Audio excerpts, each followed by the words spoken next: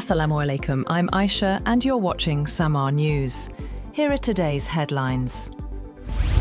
The Pakistan Air Force carries out intelligence-based airstrikes on terrorist hideouts in Afghanistan's Paktika and Nangarhar provinces, following recent suicide attacks inside Pakistan, targeting camps linked to the banned Tehreek-e-Taliban Pakistan, TTP, and Islamic State, Khorasan Province, ISKP. 7 terrorist camps were reportedly destroyed, and a commander identified as Akhtar was killed. Loud explosions were reported in the Bamal and Argun districts of Paktika and in Kogyani, Ghani-Kel, and Bajaur areas of Nangarhar. The strikes come after attacks in Islamabad, Bajaur, and Bannu, including an assault on an imambargah during Ramadan, which Pakistan alleges were orchestrated by Afghanistan-based TTP leadership. The Bajaur attack killed 11 soldiers, and 12 militants were later killed in a Pakistani response. Iran and the United States remain divided over the scope and mechanism of sanctions relief in exchange for limits on Tehran's nuclear program. A senior Iranian official said that while both sides are engaged, significant differences persist on how and when sanctions should be lifted. The official added that renewed talks are scheduled for early March, with the possibility of reaching an interim agreement. The U.S. Secret Service says its agents have shot and killed a man in his 20s after he attempted to breach a secure perimeter at Mar-A-Lago early Sunday. The agency said the man was carrying what appeared to be a shotgun and a fuel can when he approached the resort's north gate around 1:30 a.m. President Donald Trump was in Washington at the time. Authorities said the suspect's intentions remain unclear. U.S. President Donald Trump hosted state governors at a black-tie dinner at the White House, calling them essential partners in his agenda and ahead of the upcoming 250th anniversary of American independence. Defense Secretary Pete Hegseth led a prayer, and Vice President J.D. Vance also delivered remarks. The event coincided with the annual meeting of the National Governors Association, a gathering that traditionally includes sessions with cabinet officials and a White House dinner.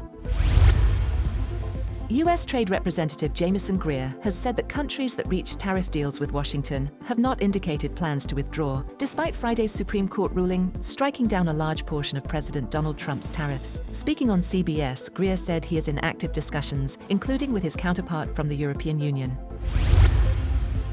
Russia has launched a large-scale missile and drone assault on Ukraine, targeting key energy infrastructure. The overnight barrage included dozens of strike drones, as well as ballistic and cruise missiles, with at least one person reported killed.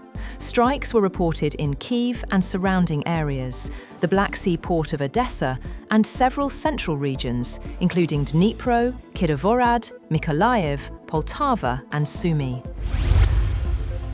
A police officer has been killed and 24 others wounded in multiple bomb explosions in the western Ukrainian city of Lviv. Ukraine's national police say homemade explosive devices detonated around midnight. The first blast occurred after a patrol unit responded to a suspected shop break-in, with a second explosion following shortly afterward. Authorities have launched an investigation into the incident. Pope Leo has made an appeal for peace in Ukraine during his weekly Angelus address in St. Peter's Square, saying an end to the 4-year conflict cannot be postponed. The appeal comes as Russia launched its full-scale invasion in February 2022, and Ukrainian officials reported fresh drone and missile attacks overnight. The United States continues efforts to mediate between Moscow and Kiev, though progress remains limited. Brazilian President Luiz Inácio Lula da Silva says his country does not want a new Cold War ahead of his upcoming meeting with US President Donald Trump. Speaking at a press conference in New Delhi at the end of his 3-day visit to India, Lula urged Washington to treat all nations equally and avoid deepening global divisions. He emphasized that Brazil does not seek to interfere in other countries' affairs and supports balanced international relations. Australia's government rejects reports that it is repatriating Australians held in a Syrian camp with families of suspected Islamic State militants. Home Affairs Minister Tony Burke said no official repatriation efforts are underway, and Prime Minister Anthony Albanese confirmed the government will not assist the group's return. The matter is politically sensitive amid rising support for right-wing, anti-immigration parties. Islamic State is classified as a terrorist organisation in Australia, with membership punishable by up to 25 years in prison. That's all for now.